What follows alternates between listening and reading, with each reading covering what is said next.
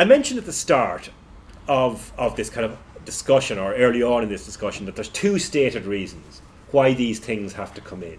The first is to be compliant with the World Trade Organization.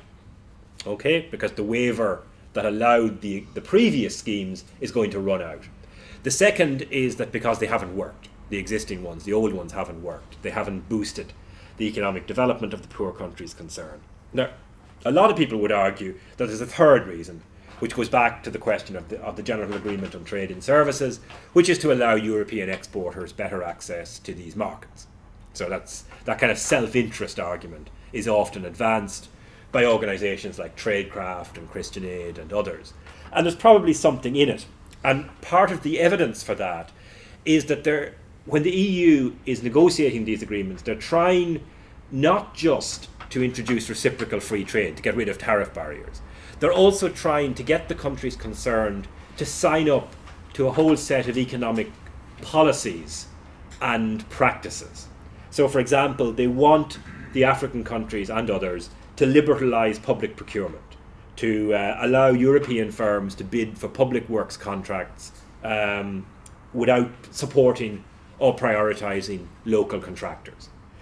They want to liberalise all service sectors. So it's not just the sectoral requests that you had with the General Agreement on Trade in Services.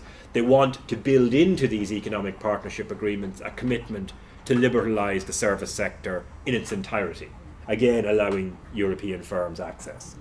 And they want to make sure that these countries reform their investment regulations to ensure that European firms receive at least as favourable treatment as local firms, again meaning that African and other countries would not be allowed discriminate in favour of locally owned firms or require European companies to abide by certain conditions. Now, the Commission's point, these all, to some extent, provide grist to the mill of those who argue that it's really about creating commercial opportunities for European companies. They'll be able to penetrate the service sectors, they'll be able to repatriate profits and operate their investments more freely with less regulation, they'll be able to crack open public procurement contracts and so on. And I think there probably is something in that. The Commission says it's not about self-interest. And I'm going to give you, because I think it's interesting, that may be just my nerdish tendencies. I'm going to give you a longish quote from a Commission document.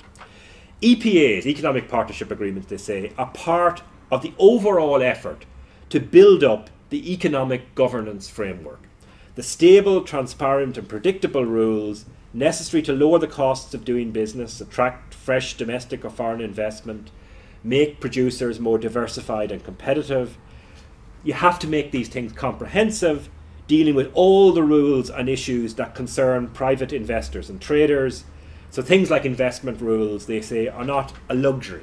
They're fundamental factors. If you don't get these right, you're not going to promote economic development. Now, for a lot of people, including myself, that is, even if it were genuinely believed to be true, is worrying, because it is trying to extend a trade agreement, which is worrying enough in its own right, into areas of domestic economic governance. It's seeking to dictate to other countries what their policies should be across a whole range of areas of regulation.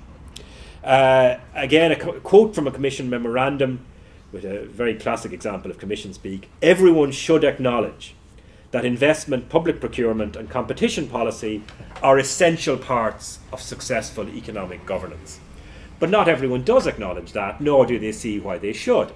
They see instead an attempt on the part of the Commission in particular to lock African, Caribbean and Pacific states into a particular model of economic governance, reflecting a longer term shift from redistributive interventionist models, which weren't always successful, but nonetheless countries have a right to pursue, towards one founded on much more grounded on much more neoliberal orthodox principles. Now that's where I think, and I'm going to just mention it in passing, that's probably where the charge, as I said, I'm not wholly sure about the term, that is I think where the charge of neocolonialism makes some sense, because it's not just an attempt to crack open foreign markets, it's not just trade, it is actually an attempt to govern or to impose a governance model, which of course is the characteristic of a colonial framework. It's the actual assumption on the part of an external power of the right to dictate how a country should be governed politically or economically.